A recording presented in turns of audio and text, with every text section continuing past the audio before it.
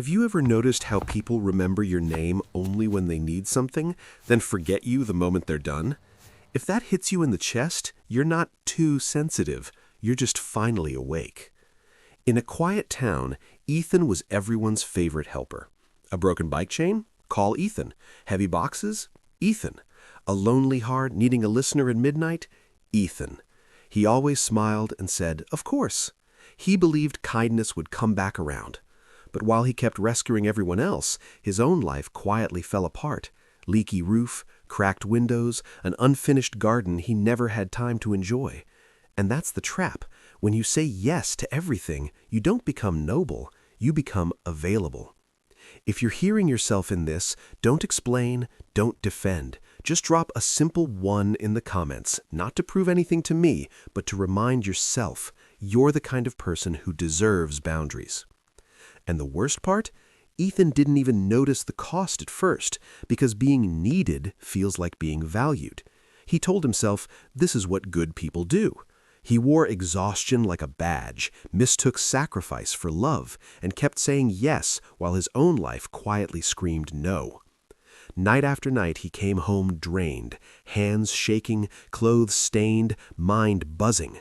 His mother watched him shuffle through the doorway like a man carrying the whole town on his back. Finally she said it, soft, tired, honest. "Ethan, you help everyone. Why does no one ever help you?" He forced a smile, the kind that hides a crack. "It's okay, Mom. One day they'll remember." But kindness doesn't guarantee loyalty, and praise doesn't pay your peace back. Days passed, requests kept coming, people kept taking, and Ethan kept giving until his own house became a quiet ruin.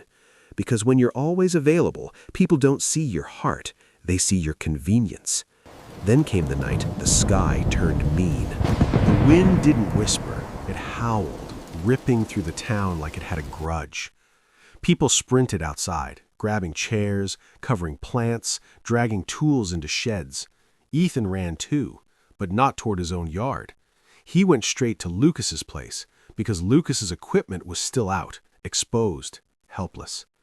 They worked fast, hands numb, breath sharp, rain starting to sting. Ethan kept thinking, just a few more minutes, I'll save mine next. But the storm didn't wait for next. When Ethan finally turned back, his stomach dropped. His garden furniture was flipped like trash. Plants he'd promised himself he'd care for, crushed. Wooden boxes split open, soaked, ruined. The peace he'd been postponing, gone. He sat on the front steps, drenched, staring at what used to be his quiet place. His mother placed a warm towel on his shoulder and said, almost like a verdict, "Tonight you saved everyone's things, except your own." The next morning, Ethan didn't wake up angry. He woke up empty. Not the peaceful kind of empty, the kind that feels like your soul has been rented out to everyone else. He walked to the edge of town where an old retired teacher, Mr. Bennett, lived by the river.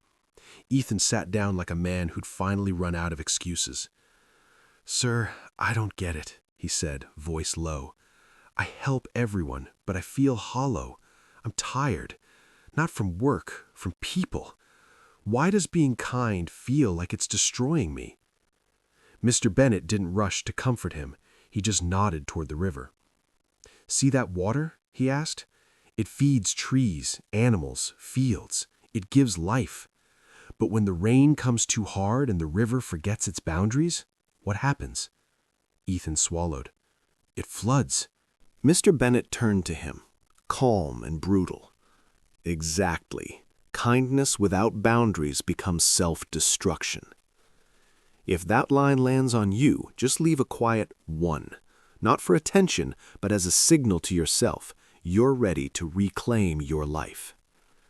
Ethan sat there, staring at the river like it could answer for him. Mr. Bennett's words didn't feel like advice. They felt like a mirror. "Listen," Mr. Bennett continued, voice steady. "A river that gives everything away doesn't become holy. It becomes dangerous. It destroys homes. It wipes out crops. It drowns the very things it tried to nourish. And you, Ethan, you're flooding." Ethan clenched his jaw. But if I say no, won't I become selfish? Mr. Bennet shook his head. Selfish is taking without care. Boundaries are care. Boundaries are honesty. When you say yes to everyone, you're not being kind, you're being scared of losing approval. That one hit like a punch. Mr. Bennet leaned in slightly. Here's the truth you've been avoiding. Every yes you give them is a no you give yourself. Your sleep, your peace, your future. You keep trading your life for temporary praise. Ethan's eyes burned, not from rain this time, but from realizing how long he'd been bleeding quietly. And one more thing, Mr. Bennet said. The right people won't leave because you set limits. They'll respect you more. The wrong people? Let them go. They were never yours. Ethan went home and did something that felt illegal in his own body. He paused. When the first knock came, his instinct was to jump, grab his jacket, fix the problem, earn the smile. His mouth almost said, sure, but he remembered the river. He remembered the ruined garden. He remembered how being needed had slowly turned into being used. He opened the door, looked the man in the eyes, and said, calm, not cruel, not today. I have things to handle at home. Silence. The other person blinked like Ethan had broken a rule. Then came the guilt trip, the disappointment, the fake confusion, the pressure to explain. Ethan didn't explain. He closed the door and felt his heart pound, then settle, like a muscle waking up after years of weakness. That week, he repaired a window, fixed a leak, cleaned the mess the storm left behind. For the first time in a long time, he ate dinner without rushing, slept without dread, and woke up without resentment. And something surprising happened. The world didn't end. Some people got distant, some stopped calling, but a few quietly treated him with more respect. Because when you stop being available to everyone, you finally become valuable to yourself. Ethan didn't become colder, he became clearer. Weeks later, he sat in his rebuilt garden, plants standing upright again, windows sealed, roof quiet in the rain. The town hadn't changed. People still asked, needs still existed, but Ethan was different now. He no longer confused being useful with being loved. He still helped, just not at the cost of his peace. And that's the real ending. When Ethan stopped being endlessly available, he didn't lose his kindness, he rescued it. Because kindness with boundaries isn't selfish, it's sustainable, it's mature, it's what stops love from turning into self-erasure. Some people faded away, and Ethan let them. Not with anger, not with speeches, just with acceptance. The right people stayed, and their respect felt deeper than any praise he'd ever chased. So if you've been carrying everyone else while your own life collapses in silence, hear this. You don't need a breakdown to earn a boundary. You don't need permission to protect your time. If this story spoke to you, leave a quiet 1 in the comments. Just a small promise to yourself. My life matters too.